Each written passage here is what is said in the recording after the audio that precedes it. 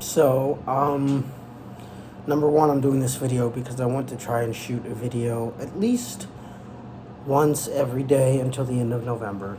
And also, if I don't do it once a day, I'm at least going to do it once every 2 days or something. I really will try not to miss a day, but there might be a day where I'm just like, fuck it, I don't want to do it.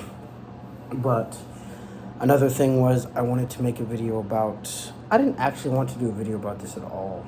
I wanted to do a video about what it would be like if the Joker was black, which sounds very strange, but considering how I'm assuming all the Jokers are white, theoretically speaking, if we put a race to the character, what would the character be like if it was played by a black actor?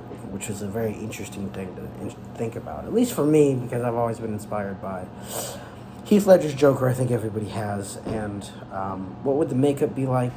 What would the perception be? I don't think the perception would be... Actually, you definitely get some kickback from it. But anyway, that was going to be a whole nother video. But this video is about Takeoff's death. Now, in the beginning of all of this, or I guess to start this off, I was not a huge fan of the Migos at all. I do like their ad-libs. I think those are really good. And in some aspects of songs, they're good. I don't know which one was in the Fast and Furious album, but they had a hand in that, and that was pretty decent. This is the second rapper that I am aware of, but didn't really openly listen to. But I'm aware of that has passed away within the past, I think 2 months. PNB Rock was the first one, which I don't think I made a video about. That one was upsetting because I found him during the pandemic. Listened to some of his old songs and then listened to some of his newer songs at the time. And I was like, oh, these are pretty good. I didn't know he made the Everyday We Lit song. I didn't really like that song when that song came out either. But as time went on, I was like, okay, I like the chorus, and that's pretty much it.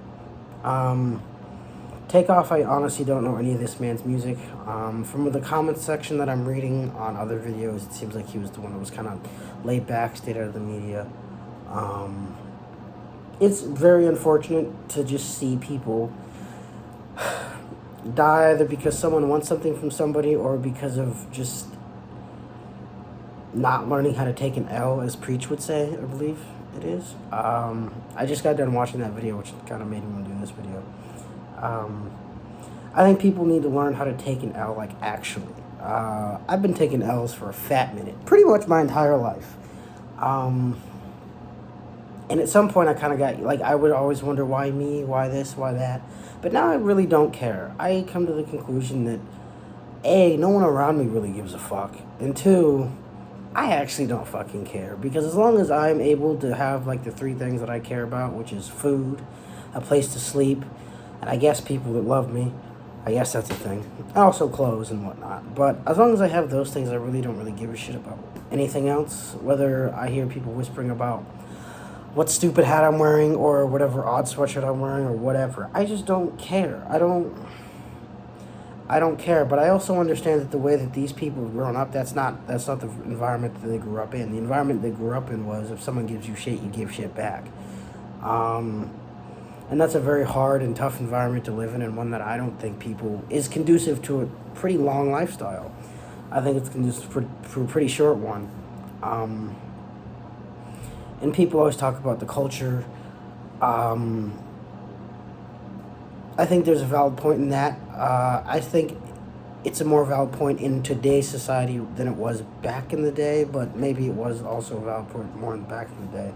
But I think it's not only that, but it's also just how hard life is in general for people that are not at the Migos level status type stuff. So people who will shoot other people over getting cut off or shit at the fucking grocery store. I don't know. Just making life a little more difficult.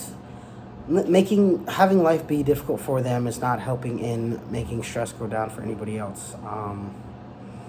And obviously I don't know if this counts as a stressful situation and how this man died, but getting shot over dice or a game of dice, I understand that's a thing in the black community. I think I didn't grow up in it, but I guess that's a thing, and it's a fun game. But I don't understand why you'd want to take it that serious. To the very point, or to that point, I also understand that there have been people in other cultures who have been shot and killed over poker games that are predominantly, I'm assuming, white people. So obviously, but they don't have the stigma of having such a violent culture in terms of killing each other, or people who are black killing other people who happen to be black. Even if, theoretically speaking, white people have a history of what is it, the colonization or whatever.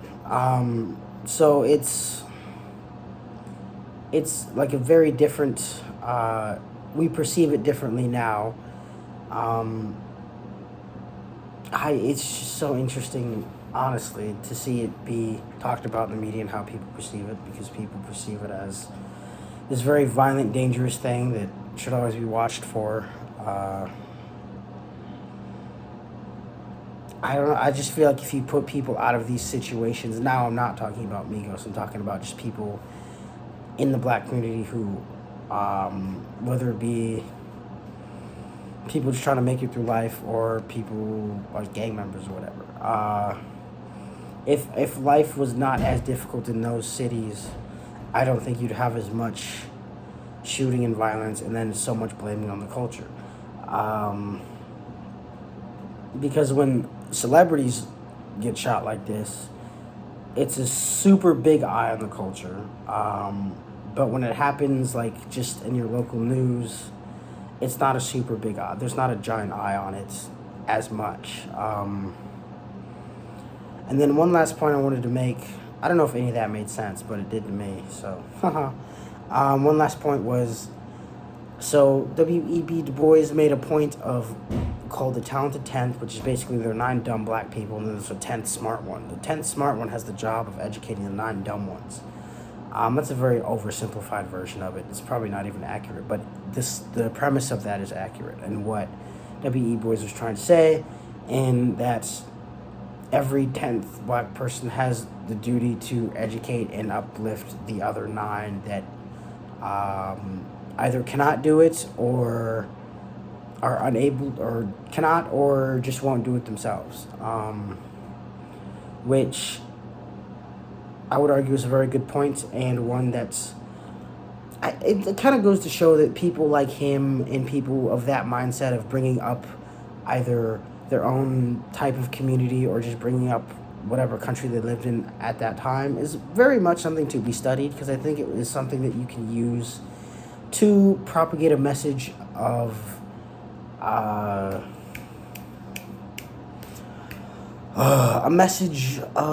just, I don't know what to say, I guess unity, but also saying, like, Martin Luther King's great and all, but, like, can we move past that? That sounds very fucked up, I understand that, but there are other people that have contributed a lot more in-depth writing and a lot more in-depth analysis of everything, regarding whether it be black people or just society at large. And I think those people are the people that need to be educated or need to be talked about more in schools. And it's just, I don't know. Do I ever think we're actually going to get there? I think it really depends on the people who graduate college now and who take up the mantle of either superintendents of high schools and elementary schools or whatever. And then basically saying no to stupid parents who would want to say you're indoctrinating their children, because you're not indoctrinating them, you're educating them on something that they don't even fucking know about. The parents, that is. I don't know, just people need to learn how to, yes, take an L, but we also need to recognize that people, in some instances, I'm not talking about rich people in this instances, I'm talking about just regular old folk trying to get through life. The stress on their life will cause that type of, what Aaron McGruder would call nigger moment, to happen exponentially higher than if people just, like, I don't know, were able to not worry about anything such as bills or car payments or whatever. In this specific instance of people like Takeoff dying, or Young Dolph, I think, passed away last year because he was buying, I think, donuts for his mom, I believe, and then some guy just came in and shot him. Um, and then Nipsey Hussle died like 5 years before that. I don't know. I think at that point, uh, I don't know who it was, but someone talked about.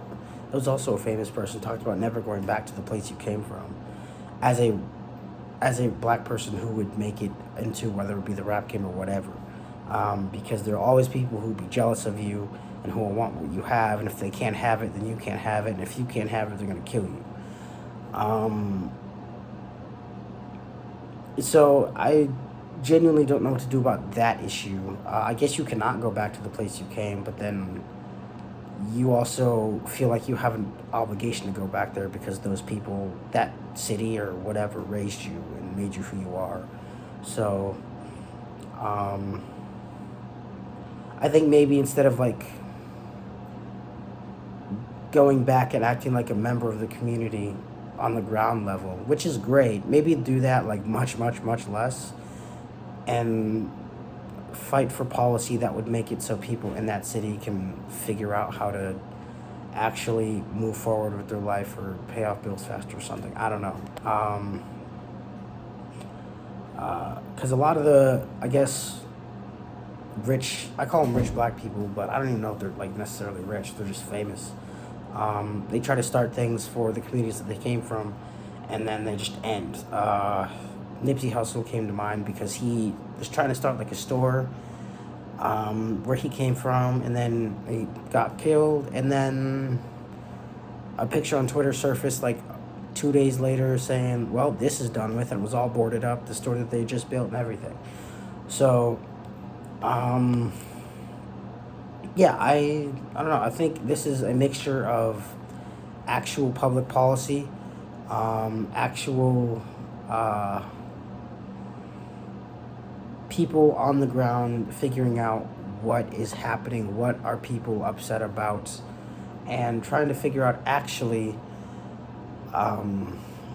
what you can do to actually get these people the help they need, whether it be, I don't know, any of them. And obviously this is not specific just to black people. This is specific to pretty much all communities in general that are struggling in any way, shape, or form. But I'm using the black community as an example because that's the one that's always going to be talked about the most, I believe, when you talk about communities that can't figure themselves out. And I also think the idea of a community is cool, but I think it hurts the. I think it's somewhat detrimental because you're acting like everybody who's black has to be is like a part of that community, which is like not true.